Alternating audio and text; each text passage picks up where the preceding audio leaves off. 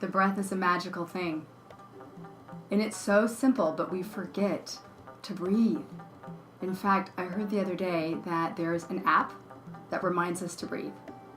And it seems so silly, but really, actually, it's perfect. And that is what yoga does, is it reminds us to breathe. And what about power vinyasa? What's all that about? I like to think of power vinyasa as powered by the breath. So I emphasize it a lot. And it's not just breathe, it's inhale, pause, exhale, pause. So it's this 4-part breath. And then when you have that breath, and it's linked together with movement, there's this sort of symphony of sound, and it becomes a moving meditation for 60, 75 minutes. And that means you're out of your head for 60 or 75 minutes. And that's the whole point. And that's why people come to yoga. That's why they do yoga, to de-stress and to relax. And really, it's simple. It's just the breath. And there's nothing complicated about it. And that's what we do in teacher training. We take away. It's about taking away what's not necessary and just having what is relevant. And that's what we teach our teachers. And so there's a lot of vulnerability that happens on the mat. But that's where the transformation is. And that's yoga. So, what would it look like?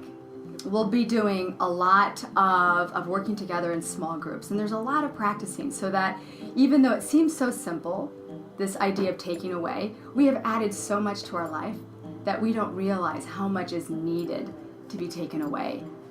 And so we do that, and yes, there's a lot of vulnerability, and you're standing in front of a group, and you're just required to show up and be there in the moment. And then when we can do that as teachers, then we can teach that to our students by being that presence, by being that ultimate presence. And we'll be with you. We are 100% focused on you. When you come and take a Power Vinyasa class, it is pure focus, pure presence, pure breath. And that is how we do it. By breathing. Inhale, pause, and exhale. Pause. And there's something magical in that pause. And when you start to learn that on the mat, and then you take it off the mat, and you start to see that these tools that you learn on the mat work outside the studio. So whether you want to be a yoga teacher or not, it doesn't matter. You're learning these tools to show up with your community, with your job, your family, your life. So I like to think about yoga as transformation. And it's just very simple. It's about showing up. It's about breathing. That's it. I came into the yoga studio in a place in my life where I was really struggling. I had just moved here from Colorado, and it was winter. It was cold. I didn't have any friends, and it was I was not in a good place. And so I come into the yoga room, and suddenly I'm able to connect to myself. And that was the first part right there, is connecting to myself. And then I started to see these attributes about myself. Yoga allowed me to do that because it creates space for you to see. And also this idea of impulse and action. So in yoga, for me, when you teach about the pause between each breath, that time gap, you start to see that off the mat when you're in a difficult situation and you want to react, but suddenly you don't. And that's what starts to happen, is that these tools that you have on the mat, you take off the mat. And this breathing of learning to slow down and check in. Or maybe you're in a stressful situation and you suddenly notice that you're tensing your fists, your jaw, your gut.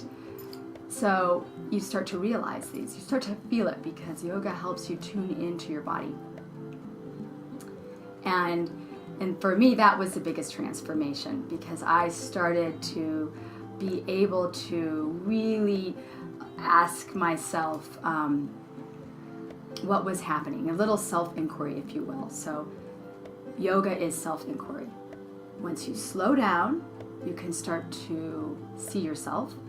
And then when you start to see yourself, then you start to make changes. And of course, when you're ready, the change will happen. There will be a lot of mindfulness in this training, a lot of talking about how to be mindful. And I do that on the mat a lot as a teacher. I talk about, how are you feeling? How does your right thigh feel? Take a magnifying glass and go in there and really go in there. Not just my thigh, but the center of the sensation, and then how far out it goes. And is it tingly? Is it warm? What are the sensations? And when you really start to go in to these sensations with a magnifying glass, then when you're in the pose, you're not looking to get out of it right away. And it suddenly becomes just sensation. Neither good nor bad. It's just sensation. And then when you start to hold these poses longer, I'm tingling just talking about it, because that's where the magic is.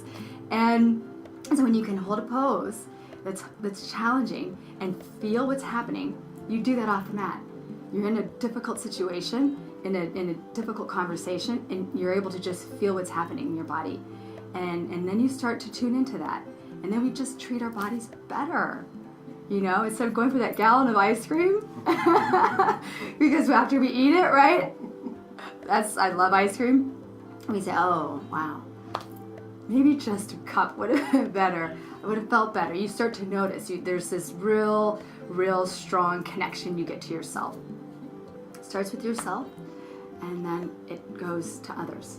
And you start to feel this connection with others, and you start to really look at them. You know, when I first started teaching, I couldn't look at my students. I could look from the neck down, right? Analyze their bodies, but I couldn't see them. And I knew something was wrong.